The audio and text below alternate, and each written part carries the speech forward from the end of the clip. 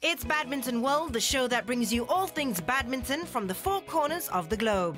In the next 30 minutes, we focus on a sleeping giant, Indonesia, and of course the latest world rankings and results, only on Badminton World.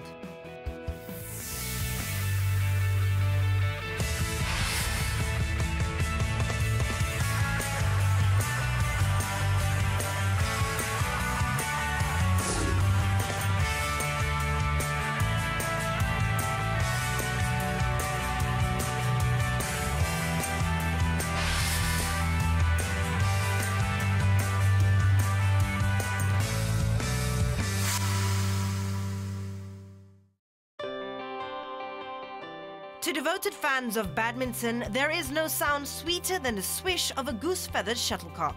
Just ask the Indonesians, who are arguably the most fanatical followers of the game, of which they once reigned supreme, a status they are out to regain.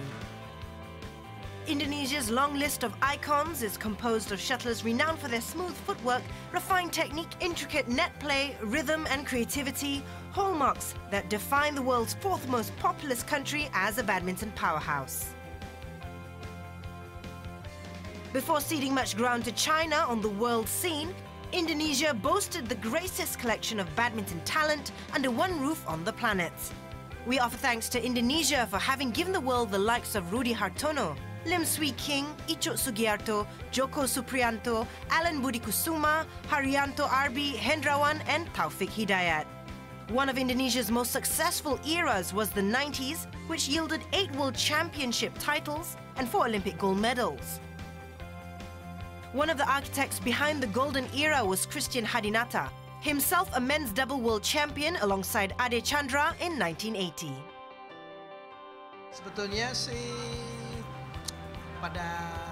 At the time I was coaching them, suffice to say that I was lucky. It is not because I was a great coach or anything like that,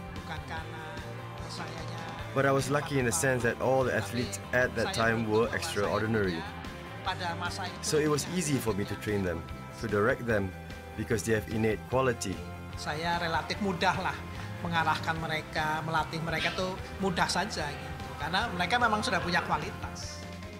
Hadinata, who has given more than 40 years of his life to the game, is being modest. It was part planning, part coaching, and the policies set in place by All Indonesia Badminton Association Chairman Tri Sutrisno that helped produce an extraordinary group of players. Olympic champions Alan Budi Kusuma and Susi Susanti in 1992, Ricky Subagja and Rexy Manaiki in 1996, and Tony Gunawan and Chandra Wijaya in 2000, as well as world champions Joko Supriyanto in 1993 and Haryanto Arbi in 1995. With a sprawling compound that houses the PBSI and the National Training Centre, or Pelatnas, at Cipayung east of Jakarta, Indonesian badminton was at the height of its powers then.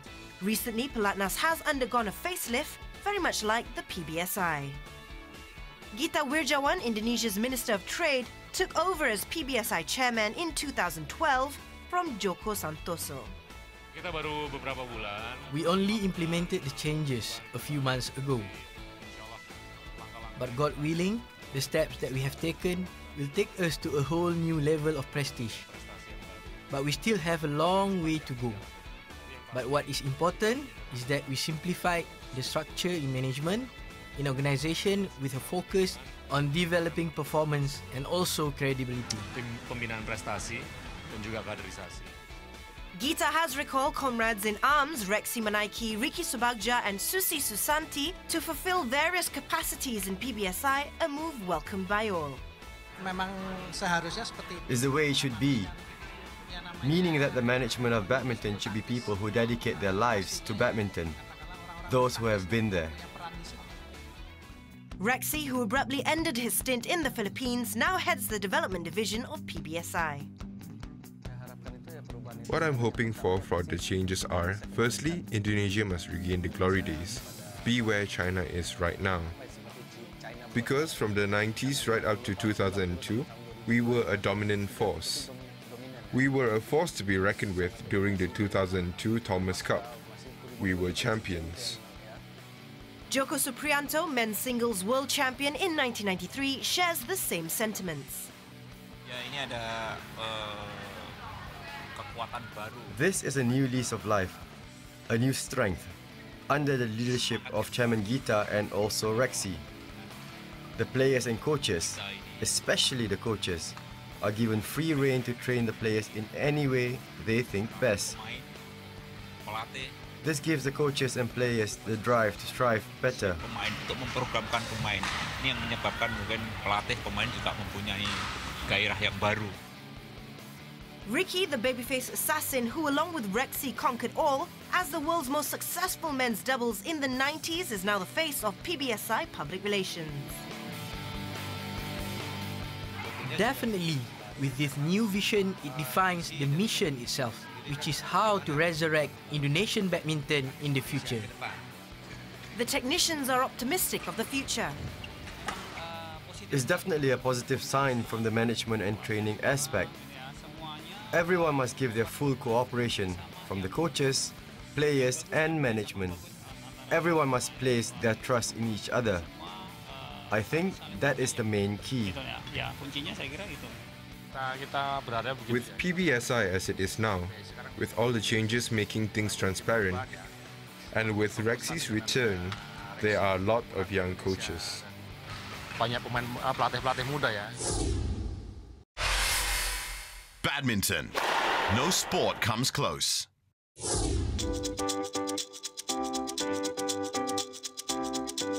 Hi, I'm Champing Soon.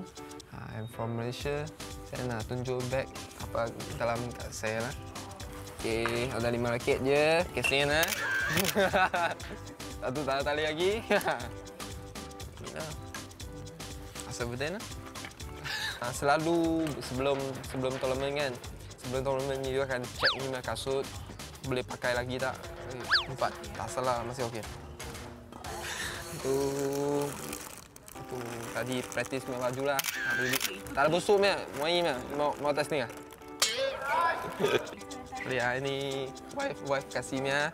So tadi praktis tengah, lepas tu jatuh. Letak beg lah. Bukan salah saya lah. Bukan saya tak mau pakai tau. Ni baju lah, baju spare. Juga baju spare. Ada yang ni buat exercise punya. Maksud saya rajin lah, letak beg mas sebab. Okay, thank you. Coming up next, Indonesia's legends dish out the coaching methods at Pelatnas, so stay tuned. Hi, I'm Ellen Budi Kusuma. You're watching Badminton World.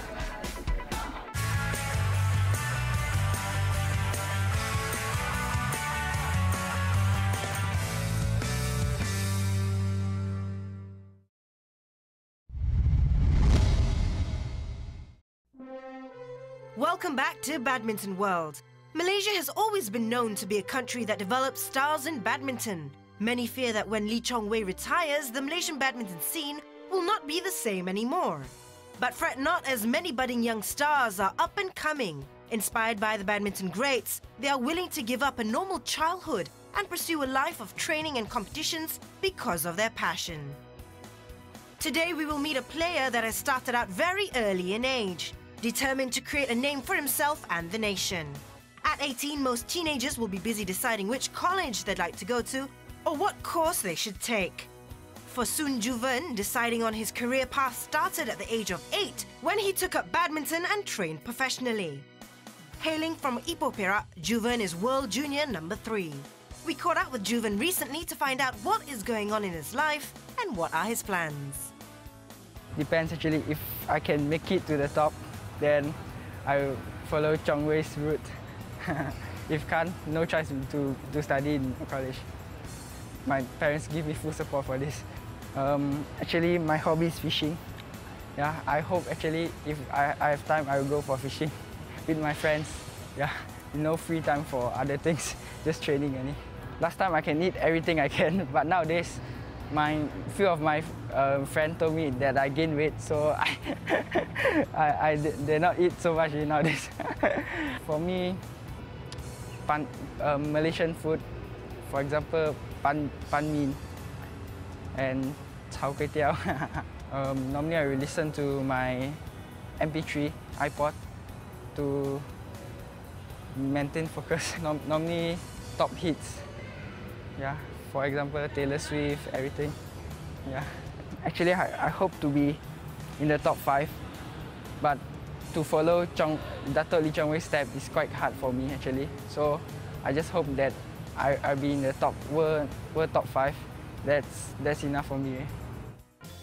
The passion and determination that these young players have should not only inspire those that want to create a name for themselves in the sport, but should also remind the seniors that they set an example for the young players. With the many infrastructures available in Malaysia for badminton, it is not hard for one to go far as long as they have the right fighting spirit and see the endless possibilities within themselves.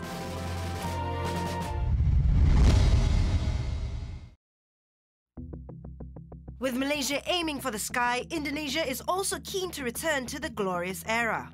Central to Indonesia's bid to resurrect its fortunes is the national training centre known as Pelatnas. It was by design that authorities chose a location in East Jakarta, far from worldly pleasures. We are training very hard right now because we have just made changes in athletes' contractual system. Last time, it's a collective contract, a contract for all. Currently, the players are on individual contracts, so there are a lot of sponsors coming in right now. Cukup banyak sponsor yang masuk sekarang. Like the rest of his charges, Hadinata believes a new era beckons for Indonesian badminton. Saya pikir yang mungkin kalau boleh dibilang di ranking. I think ranking-wise, firstly, the mixed doubles are the best right now. Second would be the men's doubles, but for the third, fourth and fifth, to me, it's still not up to par yet. But we are already heading in the right direction. Jadi, tapi arah ke sana sudah mulai lah. But some preach caution and patience. The changes will not reap immediate results. It won't happen quickly as it needs time and process. But I think in 2 years' time, we will succeed. But the process of developing human capital and potential takes time. For me personally, I really hope that we can regain our winning ways just like before. Of course, it's a process. Everything must go through a process. But from what I can see now, the process is going on well and we are right on track. So we just have to wait for the results. Much rests on Rexy's shoulders. The former doubles specialist who made transit stops in England, Kuala Lumpur and Manila before returning to Jakarta calls for a hands-on approach and an end to bureaucracy. It is not just the changes in the management, but we are creating tasks for each department so that there are no overlaps in jobs. From the head, he listens and consults from the people he should listen to in order to progress. Only then proper guidelines can be handed down to the people below, from the public right up to the Secretary General.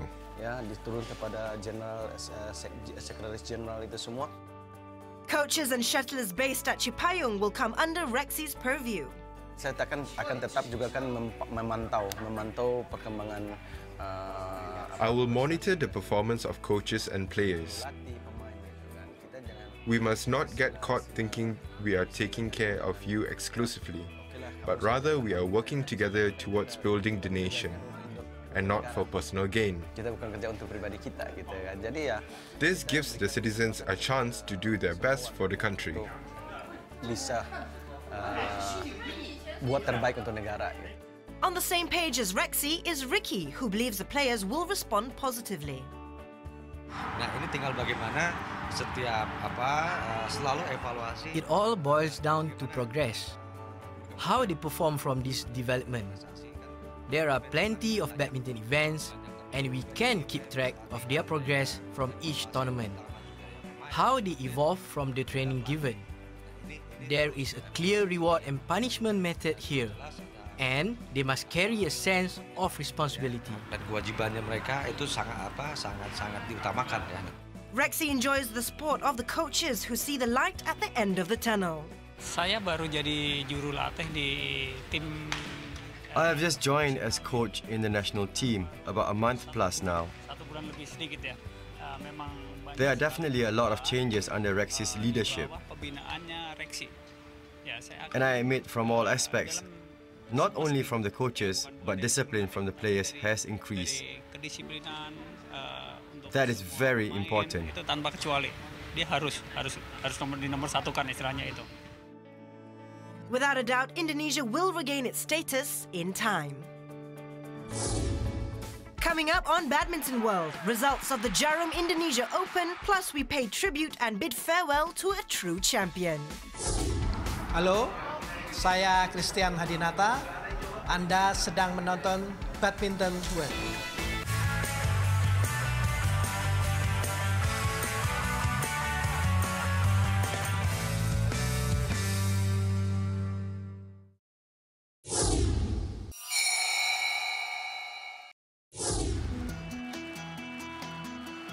Welcome back to Badminton World. World number 1 Lee Chong-wei strolled to the Jarum Indonesia Open Super Series premier title after easily dispatching Max Wiebler from Germany to win the competition for the 5th time. The Malaysian ace hardly broke a sweat against the unseeded Wiebler in the men's singles finals in Jakarta, winning the match in just 40 minutes. In the women's singles final, Chinese world number 1 Li Juri beat German player Julian Schenk after a grueling game. In the women's doubles, Bao Yizin and Cheng Shu upset their Chinese compatriots Wang Zhaoli and Yu Yang in a tough 3-set match. Muhammad Ahsan and Hendra Setiawan provided the only cheer for the home crowd when they beat world number 1 Ko Sun Hyung and Lee Yong Dae in the men's doubles final. In the mixed doubles, Zhang Nan and Zhao Yunlei claimed the title after beating Danish pair Joachim Fischer-Nielsen and Christina Peterson in an 81-minute tussle.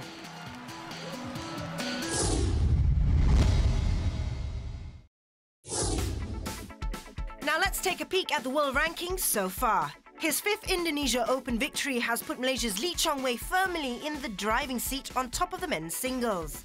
Bunsak Ponsana and Kenichi Tago each climbed a spot, while Hu Yun from Hong Kong dropped 2 places to number 6. Wang Zhengming went up 2 places to complete the top 10. Now in the women's singles, while newly crowned Indonesia Open winner Li Juri is still at the top, there are plenty of changes in the top 10.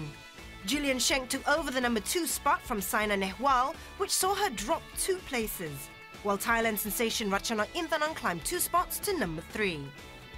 Meanwhile, Ko Sung Hyun and Lee Yong Dae are firmly at the top of the men's doubles section, while Koo Ken Kiat and Tan Bun Hyung swap places with Denmark's Matthias Bo and Carsten Morgensen at number 2 and 3 respectively.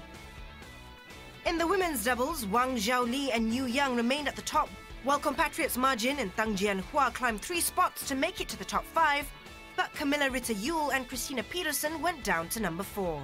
And finally, in the mixed doubles, no changes in the top 5, with China's Zhu Chen and Ma Jin sitting pretty at the top.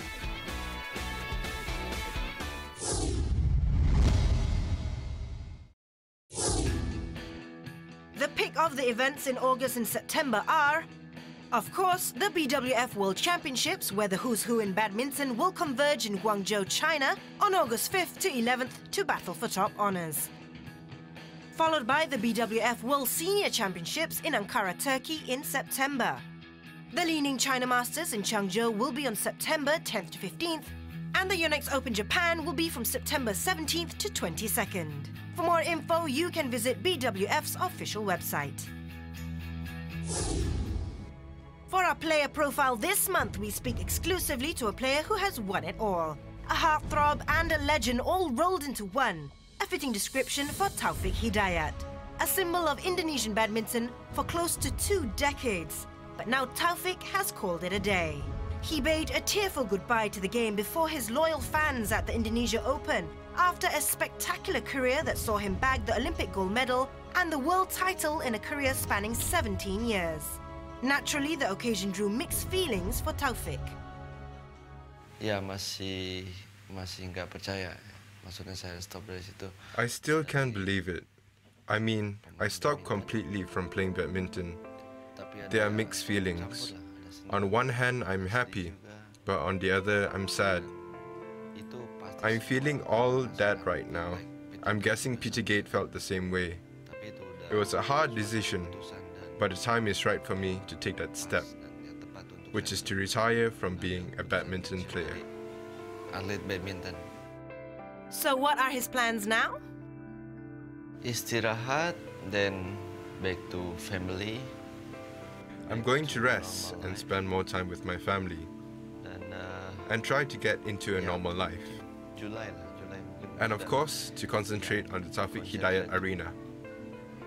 I have some other plans as well, but I don't want to reveal them just yet. Dan nggak tahu lagi yang lain. Ada, tapi saya nggak mau semua cakap saya ngapain, saya mesti bicara apa. Having realized his ambition as a player, Taufik is determined to give something back to the game. That is the reason behind Taufik Hidayat Arena, or THA, a sports centre made with passion, built on a dream. THA is the first house of badminton that is owned and named after an athlete himself, exclusively managed by Taufik and his team. Located in Ciracas, East Jakarta, the futuristic design building is built on 6,600 square meters of land area, providing complete training sessions including accommodations for talented shuttlers from all around the world. Sedih bangga dan terharu karena I feel sad, proud and humbled because not every player can create such a place. It was a tough and long road leading towards finally building it. It took 3 long years from start to finish. From getting permission to getting the funds to build it. Because first and foremost, this is not a business. If I want to do a business, I can do something else. This is my tribute to badminton. Because all this while, I live for badminton. I grew up with badminton. So how can I give back to this country? This is my way to repay for all those years. Negara ini, saya kasih lagi, saya balik dengan badminton. Saya bisa memfasilitasi itu. But Taufik has little desire to impart his knowledge as a coach. Jurulatih saya nggak ada. Coaching, I do not have the basic training to become a coach. But as a consultant off-court, like giving people a few pointers, I can do that. But to be a coach on-court, I don't have the training for it. Saya nggak punya basic. Recalling his greatest achievements, Taufik considers the Athens Olympic gold medal in 2004 and the world title in Anaheim in 2005, as well as the 2 Asian Games titles in Busan and Doha, as his biggest source of satisfaction. With the changes within the PBSI structure and the return of ex-stars such as Rexy Manaiki, Taufik is optimistic of the future. Yeah, bagus dan. It's a good thing, and he has a very efficient working method. And it's beneficial for Indonesian badminton because he knows how to handle the workings in PBSI, and he excels at motivating the players, as well as handling the staff too. Before this, players and the management did not have a good rapport. But now, the management deal directly with the players. Kalau sekarang pengurus yang langsung datang ke anak-anak untuk mendekatkan diri. Badminton World spoke to 2 of Taufik's former rivals.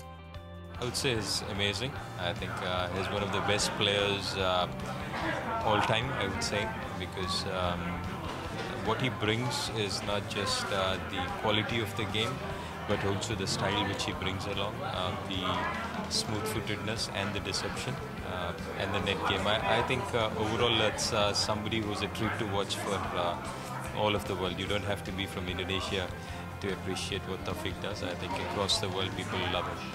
Well, I played numerous times. I think I only have 1 win, but I do remember some great games.